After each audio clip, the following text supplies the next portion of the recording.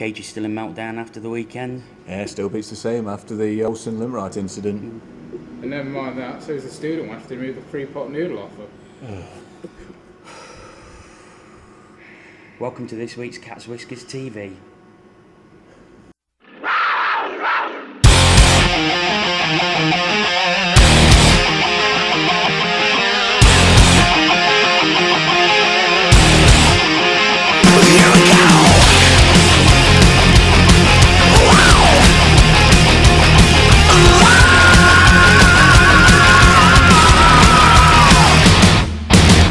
On this week's show, we'll be looking back at the Belfast games this weekend. Plus, we'll also be looking ahead to the game against Sheffield on Saturday. We'll be interviewing our guest, Greg Crooks, plus looking at Simon Hunt's fantastic debut for the Nottingham Lions. But first, it's Paul Baum with the news. I'm Paul Baum, and this is the news. Bird trapped in the NIC rates Belfast games after it escapes. Jay Galbraith's visa photo leaked. Students riot after pot noodle voucher revoked. And that was the news. Student rights sound a bit serious. I know, I hope students staying out of trouble. Aye, will do. He's a good lad. He'll not go up to that way.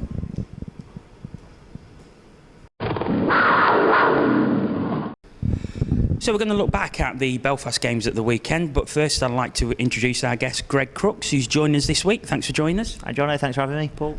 No problem at all. And of course, Paul Baum is with us as usual. So, 2 games against Belfast at the weekend. A loss on Saturday night, followed by a penalty shot victory on Sunday night. I managed to get some reaction from some Belfast fans at the Bunkers Hill after the game. I'm with Giants fans, AD and Chris. Just going to ask them how they feel the Giants fared over the weekend. 3 points out of 4. AD, you must be happy with that. Yeah, we'd have taken that any day. We'd have taken a point, really, to be honest. I thought we were going to lose first game, but we did really well. Yeah. Chris, I'll come to you. How do you feel? Same. Would have taken a point. Yeah. 3. Very, very happy with 3. How do you feel about the makeup of the Giants team this year? They look strong, but maybe not as strong as last year, but early days. Forwards are looking okay, coming together, especially second half of the first game and tonight, but we've got our doubts about Sam Roberts looks a bit weak at places, yeah, definitely. And Chris, same question to you. Very similar. Again, not as strong yet, but last year's team didn't look like they were going to win the league at the start of the year. Took a while to build up. A few other teams do us some favours. Yeah. Looking good. Okay. One final question to you both. How do you feel about the conference and how close the games are going to be? Do you think this is like a forerunner for the rest of the season? Yeah, I think everyone's going to take points off everybody else. From the Devils upwards in this conference, everyone's going to take points off everybody else. Yeah. And Chris? Conference, nice idea. League set up. I have my opinions on the league setup. We'll not talk about that now. But again, everyone's going to steal points off everybody else. The winner of the league will lose a lot more games than last year or the year before's winners. Right. Thanks for your time, guys. Appreciate it. Cheers. The Belfast fans seem pretty happy with their weekend, and 3 points out of 4, they should be. No, I mean, you can't blame them. They outplayed us on our own ice, really. To take 3 of the 4 points is a great weekend away, definitely, for them. Yeah. Paul, you were at Saturday night's game. Disappointing, I think, is the word to use. It's one of them, yeah. I mean, I could give you any number. Disorganised, embarrassing, scared. I think you could use all of those. Especially the second and third period, we just didn't look like we'd ever met. I mean, how many times had you got two of our own players crashing into each other as they went for the same puck? All right, you can say it's the start of season. It's the start of Belfast season. It's the start of everybody else's season. Didn't see them doing it. No, true. I mean, one of the main things to come out of the weekend was probably the lack of perceived toughness that the Panthers have, and a lot of people felt that the Giants bullied us in our own rink. How did you feel? Oh, definitely, yeah. I thought, there was the incident at the end of the match. Ling ran into the net, so hard he knocked it off its moorings. He obviously felt aggrieved by it. The players are on the ice, and we've got some big guys. We've got Martin Toomer, we've got Graham, who you know, they should really be in there. I mean, Graham's is an inch taller than Voth, and you know, it looks a very similar sort of build. So where was he? Where's the guy sorting it out? You're left with a young Brit like Stevie Lee to go in, and you know, is one of our few D-men that seems to, you know, really care about defending. So you can't afford to lose him. And Paul, there were several incidents with Greg Crooks being run on Sunday and nothing happening about it. What's your opinion? You can't let them do that to you. You know, you've got to look after your keeper. That's just one of the first rules that there is. You've got to look after your keeper. Well, we also got a very interesting perspective after the game on Sunday, where John Searson, better known as Zukiwskyfan from several of the forums, gave us a very forthright opinion about how the Panthers were shaping up toughness-wise this season. And with Panthers fan John Searson, better known as Zukiwskyfan on most of the ice hockey forums, and a bit of a Fight fan, it has to be said. John, how do you feel about the toughness of the Panthers team this year after this weekend? I think we're definitely lacking. I don't know if a set of balls cost you an import slot this season, but we've definitely not got up here. It was good to see Beckett step up, but he kind of had no choice in the matter. But it was nice to see somebody do something. Somebody had to answer it from last night. I mean, Ling did his best to get something going at the end of the game, and I know a few people on the forums couldn't understand why he did it, but that's the game. That's what you have to understand. Nobody backed him up when he did it. It was just a little embarrassing. I mean, we got the win tonight. That's the main thing. We got the 2 points. 2 points from the weekend is good. I'd have took that if somebody said it on Friday. I'd have definitely took the 2 points, but I don't know. They came into our building and pushed us around. I was going to ask, how do you feel about that with an away team coming into our barn and effectively ruling the game? It's embarrassing. It's embarrassing. We've not seen anything like it since the 05-06 season when we had Brandon Cote. He was our main guy, and well, we had Dion Darling, but that's a different story. I don't know. We had Blazer as coach that season. He came out and he said his biggest mistake of the year was not signing a tough guy, and I think it's going to come back to haunt us this year. I mean, Belfast aren't an overly tough team. When we play the likes of Cardiff and Coventry in their rinks, it's going to be a long night for us, which I also think is going to be a long night next Saturday against Sheffield. Just one more question. I mean, do you think that maybe it might be a little bit early to be talking about changes? Do you think the team should be probably given another chance or time to gel, or do you think changes really should be made with regards to the toughness department? I don't know. That's a tough question. It's a tough question. In the modern game, I would not. You don't need an out-and-out enforcer in the modern game to win the league. It's not essential in the way the game is nowadays. But you do need to have that balance where there is somebody there. I mean, Beckett. Corey Nielsen came out in the paper and said Beckett was going to handle any. Well, he said himself he was going to handle it. There's only a couple of guys he couldn't, and Beckett will also fight. And I think that was very unfair on Beckett to say that in the paper. Because he's a guy, I think he's had like 3 fights over the last 2 seasons, and when you have teams like Hull signed RJ Hand, you have Coventry signed Ben Olsen, Cardiff have got Devon Diamiti. For a guy who does not do that role, I think it's unfair to name him in the press and say he's going to handle that side of things, because if you have to be comfortable with it to be effective in that role, and that's the thing.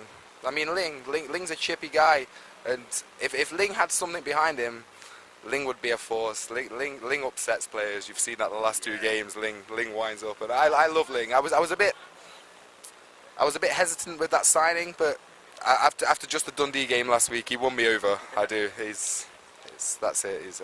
One final question: how would you feel about someone like Lepine coming back? Do you think he would benefit the team greatly? Yes, I do. I mean, it's like Martin Toomey, he looks very overweight at the minute, and he looks like he's struggling out there. But like I say, it's early doors. I mean, a few years ago we had Cadotte came over and he was unfit, and they got him into shape and he was fine. Same with Galbraith. That first season he was unfit, and then the next year he comes back in shape and he was a force in the league. But I don't know. I think you've got to give it a month and then look again. But I don't think the balance is there in this team. I hate to say it, I said it on the forums, I said on all the forums we wasn't tough enough at the start of the season, but I would have liked to have been proved wrong. end of the day, I want to see this team win the league more than anything. I know a lot of people turn around to me and say, all I care about is the fights. That's not true. I never at one point this year said we needed an out heavyweight. We just needed a guy like Lepine who can play the game and step up when necessary. And it's teams know that when they play us. They'll look at this roster, and it's anybody with a bit of grit about them. They'll look at it as a bit of a walkover. As you've seen, it's like Kowalski tonight. How many times did Kowalski get run tonight? It was. And Stevie Lee stepped in there and was going to do something about it, but I don't know whether it was 1-1 or 2-1 at the time. The game's too close to risk taking a penalty at that point. So, but early doors, everything should have been stamped on early doors, but unfortunately, I don't think we've got anybody to do that this year. Thanks for your time, John. No problem. Thank you. So some pretty interesting opinions from John there. What was your opinion of what he had to say?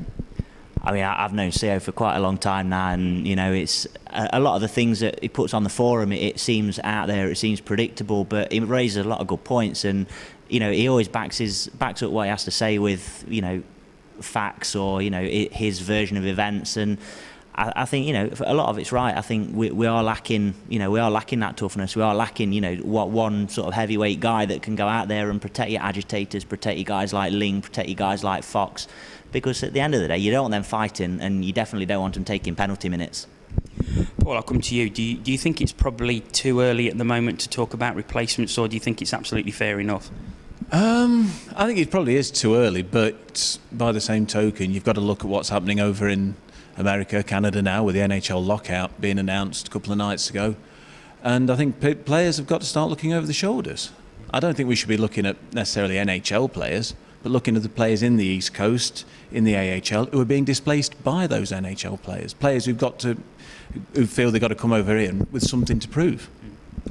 So we're saying it's probably a bit too early to be talking about cutting players, but Greg, how would you feel about someone like, or a player like Guy Lepine coming back into the team? I'd be happy to see Lepine back. I mean, he knows Nottingham, he knows the team, he knows a good core of the guys, and more importantly, the guys know him.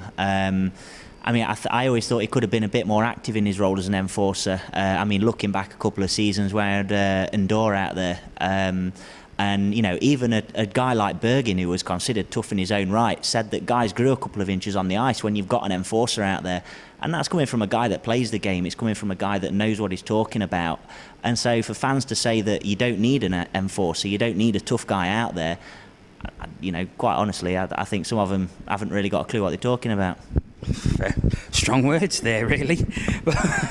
So, Paul, I know we was having a discussion on Saturday night about the defence and the overall look of the defence, especially the imports, and we weren't too impressed, I think, after that performance on Saturday night. Have you changed your opinion since then?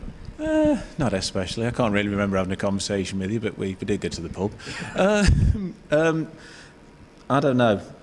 Again, this time, but you've got to look at them. You've got to look at, the fact that Tuma has he completed a game yet? And you've got to wonder if you're going to be making changes. Maybe he's one of the people you would be looking at. Especially with a groin injury. Okay, guys, we'll leave the weekend there for Panthers wise for now.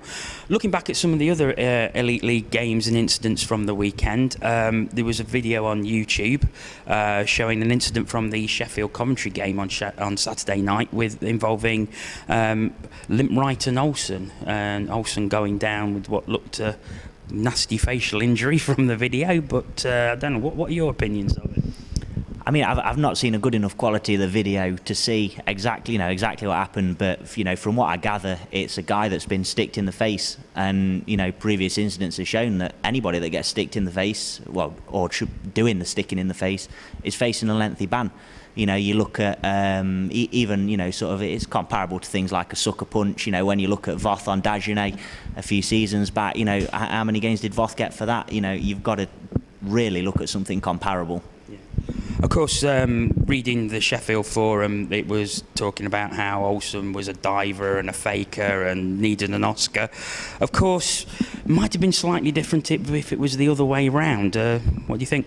That's hockey. That's hockey fans. They're fickle. We're all fickle. We'll like somebody one week, we'll hate them the next. But it's not so much that. What gets me is, though, where's Ryan Finnerty moaning now? You're not seeing him in the paper moaning about it, are you? You know, a couple of weeks ago, Lieb sucker punched Hewitt and he comes out as Mother Teresa. Or, you know, sucker punches is the worst thing in the world. Not that he's ever done any, of course. But all of a sudden now, he's very quiet. Probably to be expected, I suppose, from the Sheffield coach. Moving into the Northern Conference, or Gardner Conference, Fife Flyers, they seem to be doing pretty well start to the season. I think they've only lost one game out of 5. So it's a really great start. And probably unexpected. Oh, definitely. I mean, you know, Fife last season, it's, you know, looking at where they finished in the league, you've got to really think that the split into the conferences is really doing teams a favour. It's allowing them to be competitive with local derby teams, and I think that's great for the Scottish guys that have really struggled to get some good attendances. And, you know, fair enough that they might not be contending for the overall title, but they can contend for something, and that's what matters in sport, really. I mean, we'll talk about Braehead in a minute, but I mean, a great result for Fife on Saturday night, 5-1 against Braehead, who were expected to romp away with that conference. Yeah, I mean, talking about how close the conferences are, you only have to look at the results from Sunday night. I mean, there was only one. I think it was Fife beat Edinburgh 4-2. That was the only game that didn't go to penalties or overtime. Yeah. You know, that's got to be good for the league. Yeah. Some very, very close games out there. But I want to also have a look at the form of Braehead. As I said, Braehead were expected to completely romp away with that conference, but they've had a pretty mediocre start to the season. Yeah, I mean, definitely they've struggled, and like you say, the pre-season, a lot of the talk was that Braehead could really sort of run away and win the league title on their own because they've not got to face the top teams such as ourselves, Belfast, Sheffield, that they did the previous season. So, you know, by virtue of the fact that they can just get more points in their own conference. But, you know, you can't really question what's happened. I don't know, you know, how soon Galbraith's visa got through, whether he was there for the full amount of games, whether he's been able to train with them. It's, you know, how much of a keystone player was he for him? Yeah. I mean, as far as I'm aware, he's still not arrived in the... So, Paul, do you think the clan are actually missing Galbraith?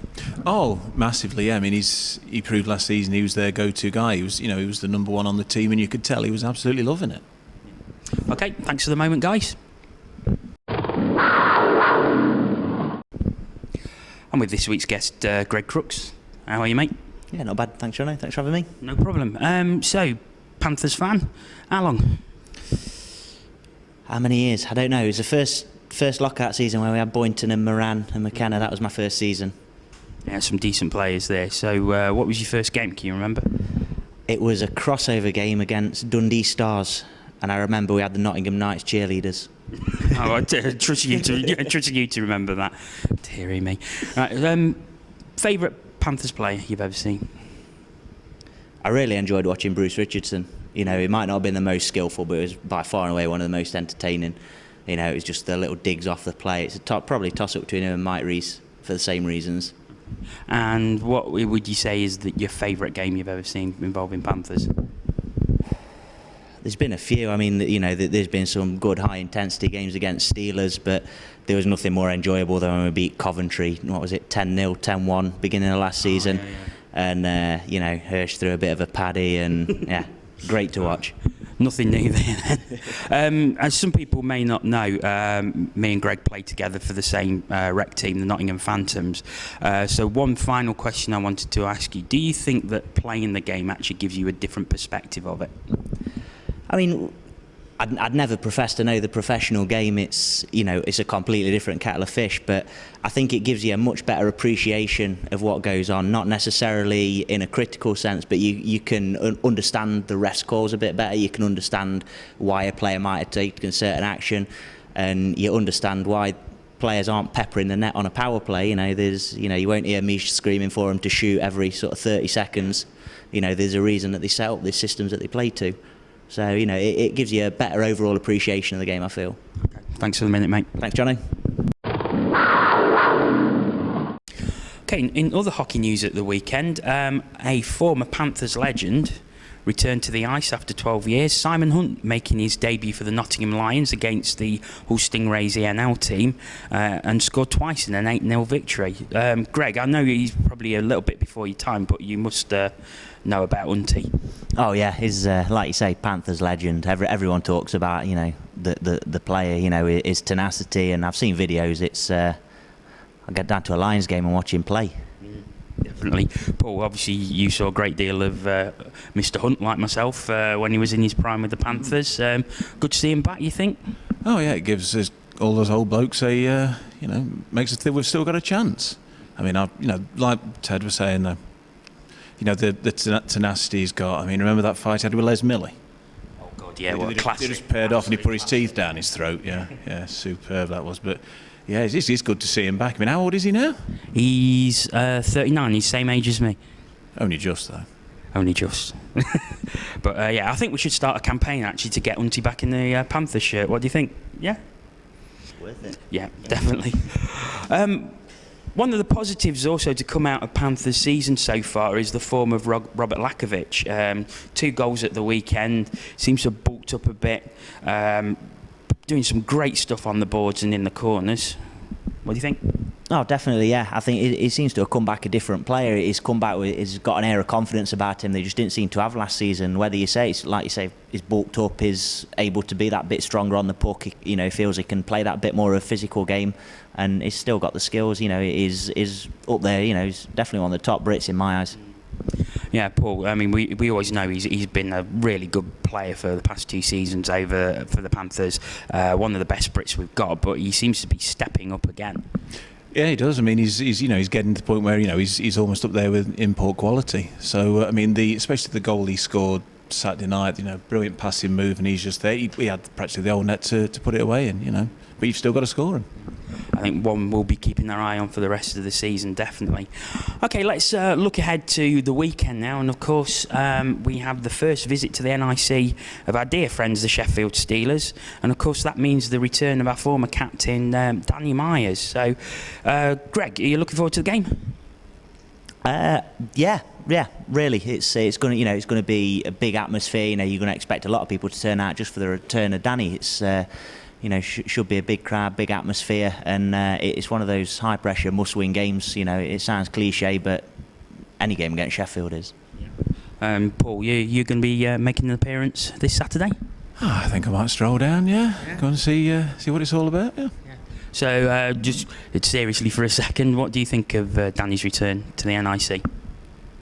I think it's going to go on the 2 ways. I think he's going to either have a great night or he's going to have an absolute shocker. No grey area at all? Well, he might have a decent game as well, but I think it'd be one of the first 2. Also this weekend we play Cardiff in the Big Blue Tent in the Challenge Cup on Sunday night. Hoping to have some footage of that, hopefully, next week for all you lucky people.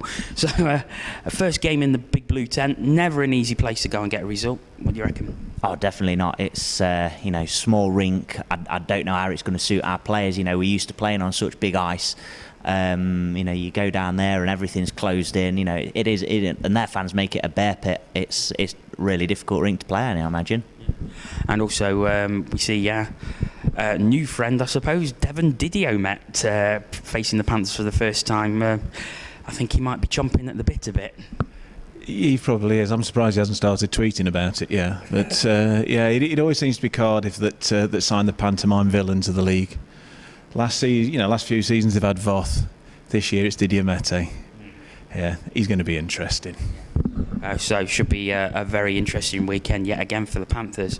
Well, that's it again for this week. I'd like to thank you, Greg, for coming along and being our guest this week. So from 6 seconds to a vox pop, and now you're a guest. You'll be presenting next week. So that's it. And Paul, as ever, thanks for joining us. We'll see you next week. Next week we will be looking back at the first Sheffield game and also looking ahead to the first game at the House of Steel the following Saturday. But until next week, thanks for watching. Good night.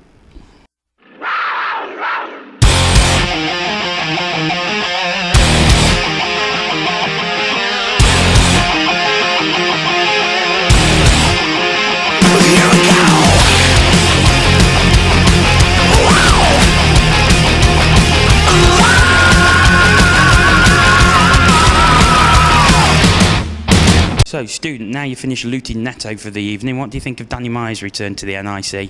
Who?